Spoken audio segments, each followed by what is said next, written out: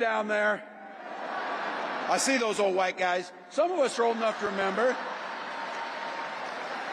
when it was Republicans who were talking about freedom. It turns out now what they meant was the government should be free to invade your doctor's office. In Minnesota, we respect our neighbors and their personal choices that they make. Even if we wouldn't make the same choice for ourselves, there's a golden rule. Mind your own damn business.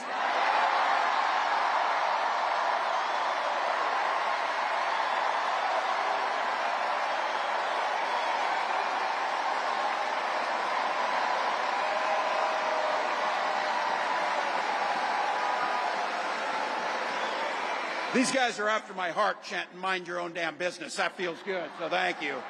Includes IVF. And this gets personal for me and my family. When my wife and I decided to have children, we spent years going through infertility treatments. And I remember praying every night for a call for good news. The pit in my stomach when the phone rang, and the agony when we heard that the treatments hadn't worked. So it wasn't by chance that when we welcomed our daughter into the world, we named her Hope.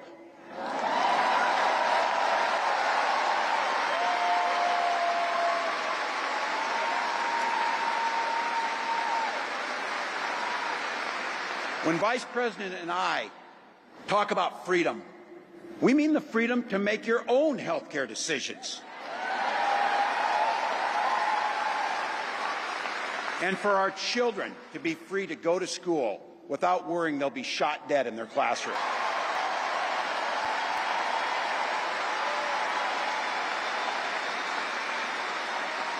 By the way, as you heard, I was one of the best shots in Congress, but in Minnesota, we believe in the Second Amendment, but we also believe in common sense gun violence laws.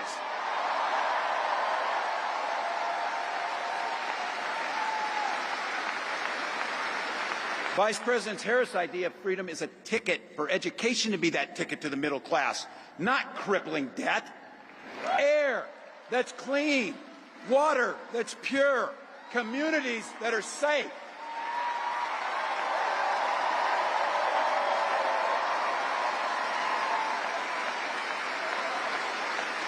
A place where we settle our political differences not through violence, but with our votes.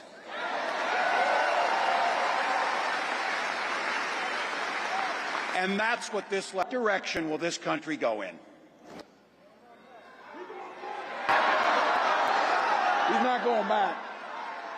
Well, Donald Trump would damn sure take us backwards. Let's be clear about that.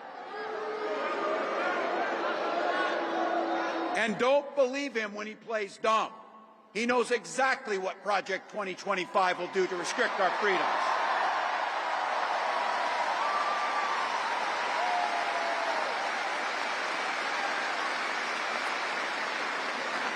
To rig the economy to help the super rich. If Trump gets a chance to return, he's going to pick up exactly where he left off 4 years ago.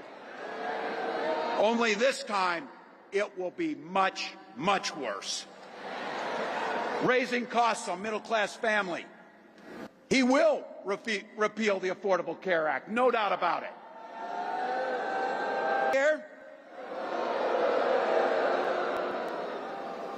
And when somebody tells you they believe him. He said he'd ban abortion across this country, and he'll do it, whether or not Congress is there or not.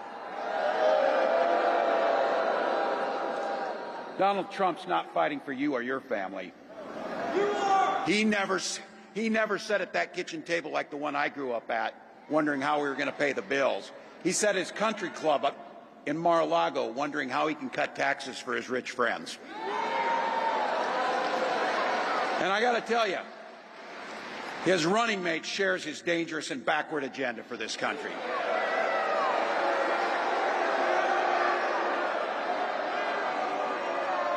J.D. Vance literally wrote the foreword for the architect of the Project 2025 agenda.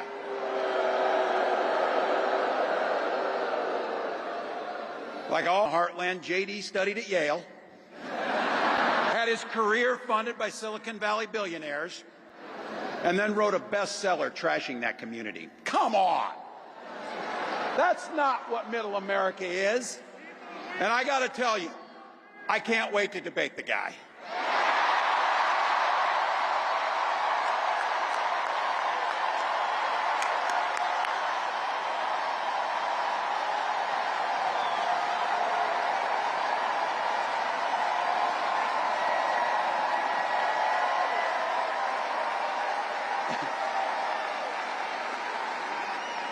That is, if he's willing to get off the couch and show up. So, you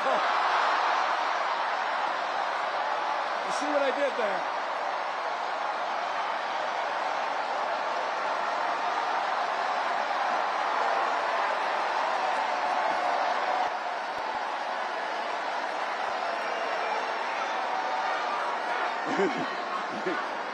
I got to tell you, pointing out just an observation of mine that I made. I just have to say it. You know it, you feel it. These guys are creepy, and yes, just weird as hell. That's what you see. That's what you see.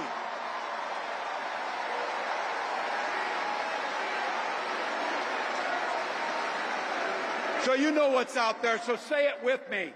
We aren't going back. We aren't going back. We are not going back.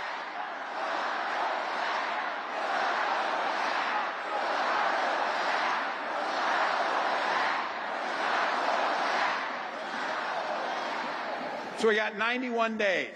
My God, that's easy. We'll sleep when we're dead.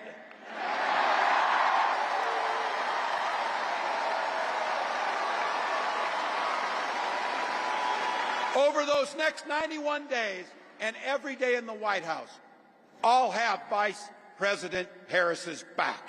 Every single day. And we'll have yours.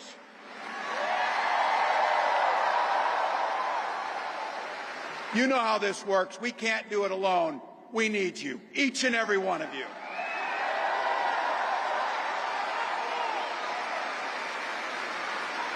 Go over to KamalaHarris.com, get on board, because we need you. Freedom to make our own choices. This leader, this compassionate, careful, joyous leader believes in each and every one of you.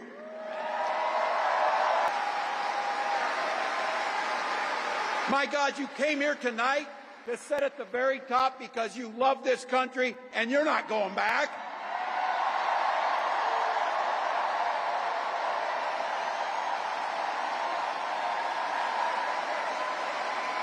She believes in the opportunity for every single person to join the middle class.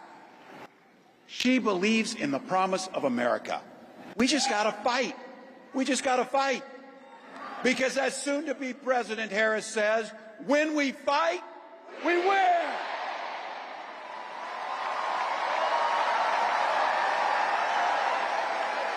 Thank you, Philadelphia. Thank you, Vice President. God bless America.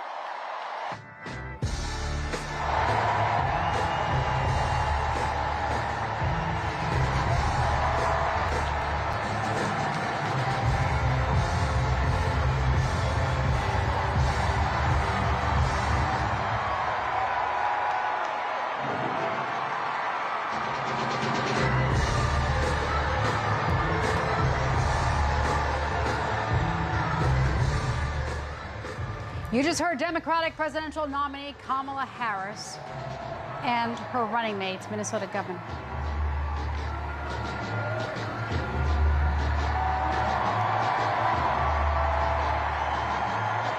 You just heard Democratic presidential nominee Kamala Harris and her running mates, Minnesota Governor Tim Walz, speak in Philadelphia in front of a very energized crowd. They have officially been certified as the Democratic Party's nominees for president and vice president. Harris said, "We are the underdogs in this race, and we know exactly what we're up against." She said this campaign is a fight for the future, and Tim Walz doesn't know the first thing about service because he's too busy serving himself. Republicans were quick to criticize the Democratic ticket, calling it liberal, radical, extremists. Let me bring in the panel. Spectrum News national political reporter Taylor Popolars, political anchors Karina Kling and Curtis Jackson. But let me start on the ground in Philadelphia. That's where we find our Cassie Simeon. Cassie, this is just the first of many campaign events for the duo in the coming days. What is the plan to introduce Walz to the American people? Well, let me first start, Sharon, with the electric crowd here tonight. This arena can fit about 10,000 people, and it was hard to find a seat tonight. I think you could hear the crowd still roaring behind me as the vice president and her new running mate make their way off the stage. This was just the first stop in what is going to be a very Walz and Kamala Harris as they make stops throughout the swing states that they will be needing to convince voters to vote for their new Democratic ticket if they're going to win in November. Those stops include Wisconsin, Detroit, Arizona, and Nevada, just to name a few. And that's just 91 days we're talking about. Election day is 91 days from now. And we just heard Tim Walz say, you know, we'll sleep when we're dead. 91 days is easy. He is fired up, and as Kamala Harris said, he will be ready on day one. And we really started to see that energy from the crowd, the excitement of seeing these two together for the very first time. And Sharon, it is so loud in here, I could barely hear you ask the question. This crowd is just really revved up to see these two in Philadelphia tonight. Yes, definitely very energized indeed. So, Taylor, it's been a big fundraising day for this new Democratic ticket, raising millions from grassroots supporters alone. Tell us more about that. Campaign told us just a few moments ago that since Governor Walz was announced as Kamala's VP pick, or Harris's VP pick, the campaign has brought in over $20 million in grassroots donations. So that means donations in amounts of $200 or less. And it's the latest example in the 2 weeks, and it feels so much longer than that, but in the last 2 weeks, since President Biden bowed out of this race and passed the torch on to Harris, her campaign has now raised upwards of $230, if not $240 million in that time. So it's a clear indication that the Democratic base kind of feels rejuvenated after Biden decided to step out of the race, and that in addition to the big crowds that you were just hearing Cassie talk about, they're having a lot of money to kind of put where their mouth is, and they're going to be spending all of that moving forward, especially as they introduce the governor to the country as this new VP pick. Absolutely. And Curtis, picking Governor Walz underscores the Harris campaign's focus on the blue wall states of the Midwest. Can he help deliver these states?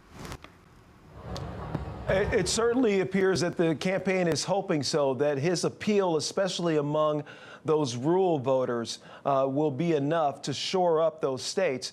Keep in mind, right now there's enough energy behind the Harris campaign that they feel fairly confident in attracting their traditional Democratic base, the black and other minority voters, those voters that are 18 to 49.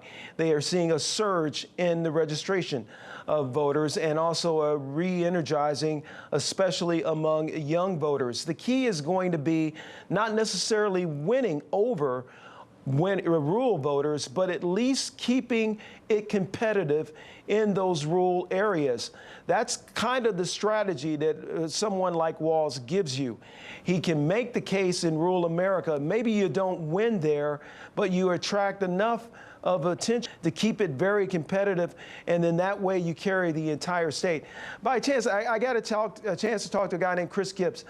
He works as the chair of the Democratic Party in Shelby County, Ohio. It's a small rural area. He's been working kind of one-man band there, trying to make sure that they can get enough of traction among Democratic voters there in Ohio. And what he told me today was very interesting, is that he is seeing a new level of enthusiasm among the people in the rural parts of the state that he's been working with. If you consider that a microcosm of what could happen in Michigan with Kent County, what could happen in Pennsylvania with Bucks County, and what could happen in some of the rural areas and exurbs around Wisconsin, yeah, there's an opportunity there to shore up that wall big time.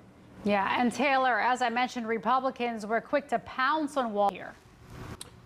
So it's interesting. The Trump-Vance campaign obviously had some prepackaged material because Tim Walz was rumored to be one of the finalists in the last few days. So immediately they released a video going after some of the things Walz has done as governor in Minnesota, having to do with gender identity. They've also talked a lot about him just being very far left-leaning. Now, it's worth mentioning and pointing out, and Walz talked about this in his introduction speech, he served in Congress for 12 years representing a largely rural district in southern Minnesota that has been represented by a Republican years before him and years after he left. And he talked about how he learned during those dozen years he had to compromise, and he had to, compromise to make deals but not compromise on his values. That stands in stark contrast with what we've heard from former President Trump and his running mate, Ohio Senator J.D. Vance today. Vance actually held an event in Philadelphia just a couple of hours before this as sort of counter-programming, and he claimed that Walz tried to be a San Francisco wannabe like Kamala Harris. Now, Walz actually went on a New York Times podcast, I think a week or two ago, and talked about how he had just made his first ever trip to San Francisco.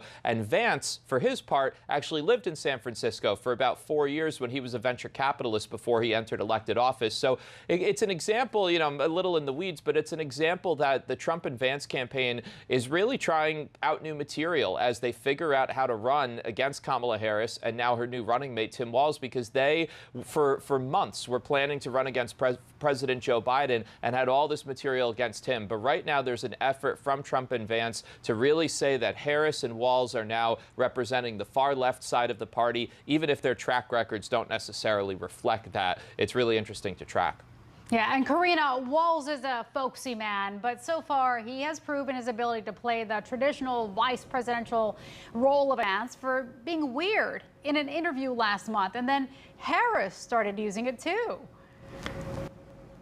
Yeah, I think before we came into our coverage, you could even hear the crowd chanting, "That's just weird." So it's something that has really taken social media and particularly younger voters who really made that movement with "that's just weird." And I think, if there was any question about whether he would be a reliable attack dog for this ticket, a lot of that was put aside after his speech today. He is going on the attack against Donald Trump. He is going to go on the attack against J.D. Vance, and we're going to see that into the future and in this campaign. And I think, one thing that a Democratic congressman said, that playing off of that, it's just weird, he can bring this party and the Democratic ticket and talk about we are the ticket of normalcy. So I think just they have in the contrast, as Taylor was kind of mentioning, and just his background, the layout.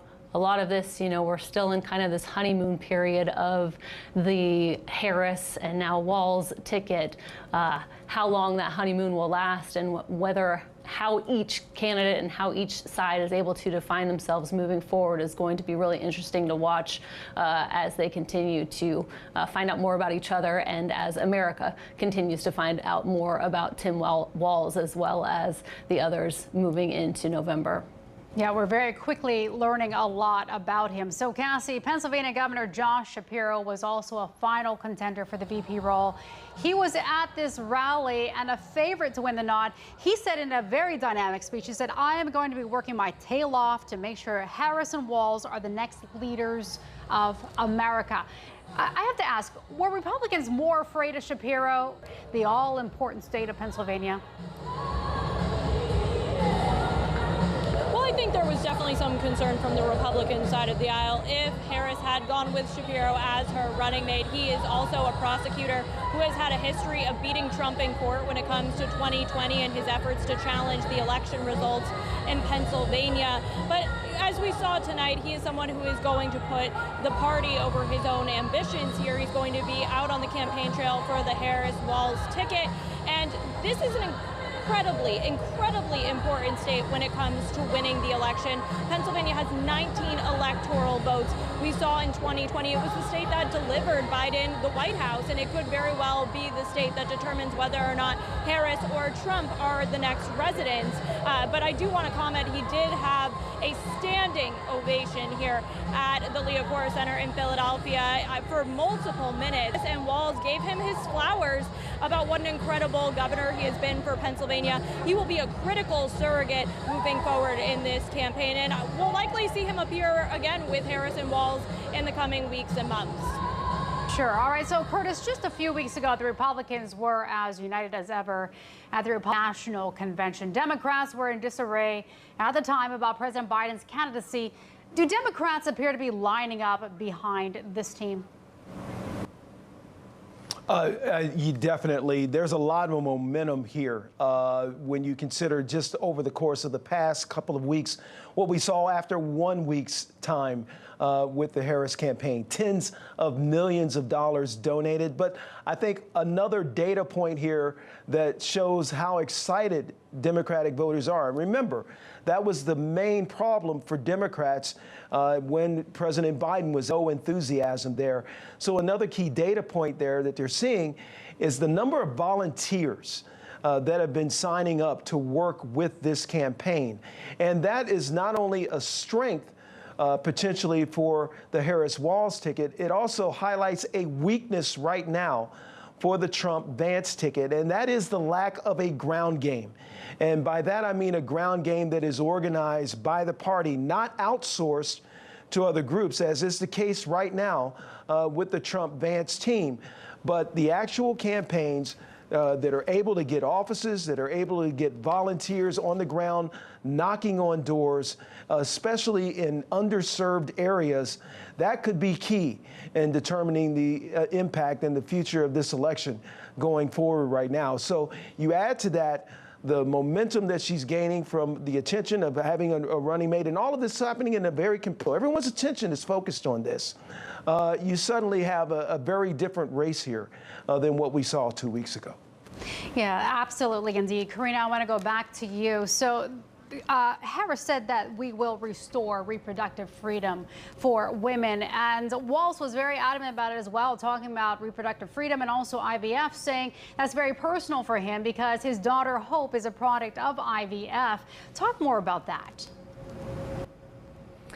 Yeah, and I think that that has been a #1 campaign issue for Biden and Harris, and moving forward for Harris and this ticket. And so bringing him on, and somebody who can, as the first governor to sign, abortion rights into law after Roe v. Wade was overturned, and moving forward now being that spokesperson on behalf of IVF as well. I think that's going to be something that he can really speak to the states, and I think that it could be a message that will potentially move voters who could, if there are any still on the fence, or people that maybe just weren't going to get off the couch and go vote in November, and they're going to continue to hit this very hard. I will note, on that being such a #1 issue for them, being here in the state of Texas, one thing that was not mentioned by either one of them was border security, and we know that that's been a political liability, for the Biden-Harris ticket, and Harris has continued to be Republicans have pounced on her on that issue, and we're seeing that come out again and again on Walz as the layout and his announcement was made today.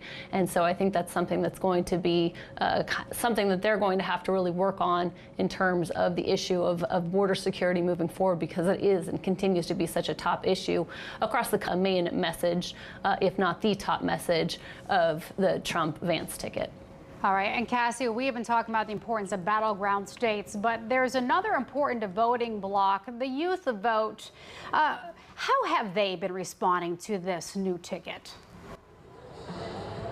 Well, there were a ton of, young voters here in the crowd today that seemed very energized by Governor Walz, laughing at the jokes that really hit, specifically about Trump, saying crime was up under Trump's presidency, not including the ones that he was convicted of. Got a bunch of laughs here. Online, they see him as a dad figure, as that Midwestern dad that's really relatable. He's really embraced Brat, the Charlie XCX song that has been all over social media. He's also really embraced the weird, right? We've seen a shift in how the Harris campaign is talking about their opponents, following his lead on calling them. I think young people, despite his age being 60 years old, are ready to embrace Walz as the potential next vice president as we look towards November. Taylor, I want to go back to you. So Walz's military background is a key part to his resume. He enlisted at the age of 17 and served for 24 years in the Army National Guard. This could potentially sway maybe some undecided voters, especially veterans. Why is this important? Well, any political campaign, especially on the national level, loves if they have somebody with military experience on the ticket because they can relate firsthand to the many veteran voters that exist across the country. It's a key voting bloc. It's, of course, usually a swaying older bloc that is often very involved in these elections. I think what will be really interesting if the two campaigns agree to a vice presidential debate is you will have Walz, who is this longtime Army National Guard veteran, go up against Ohio Senator J.D. Vance, who is, and they're, a bit different in age. Vance is about just turned 40 and Walz is 60, but both of them can talk about serving their country, and Vance can talk about going overseas. So I think that could set up a really interesting contrast. But in so many ways, hearing Walz introduce himself, he really helps complement the Harris ticket. Harris comes with this prosecutorial background, who served in California, climbing the ladder from a regular prosecutor to a district attorney to the attorney general and then a senator. Walz is able to bring not only his military experience, but his background as a teacher and somebody who grew up in a small town of 400 people, and his experience as a football coach, in addition to being a congressman and now a governor. So I think it really sets up a fascinating contrast with Trump and Vance. The Trump campaign does not have a whole lot going on this week. Vance is going to be kind of following Harris and Walz as they go on the road, but Trump himself doesn't have any public events scheduled until a campaign rally in the coming days to see how this race shapes out. But these two VP candidates are going to really pose a fascinating contrast with each other. Yeah, and Curtis, I want to bring you in. Taylor talked about this briefly here about him being a coach who is also a social studies teacher. He really took pride in being that coach, and Harris also mentioned how he was a leader in his own right with that, really teaching life skills to his players, coming from a school that wasn't winning any football games to actually winning the state. So talk more about that.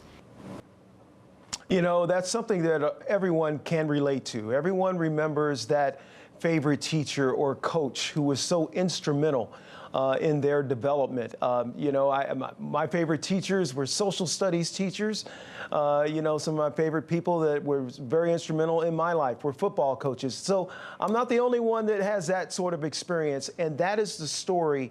The narrative that he brings is giving people an opportunity ready to make the decision on who they vote for. All right, it's going to be very interesting. Many thanks to the entire panel.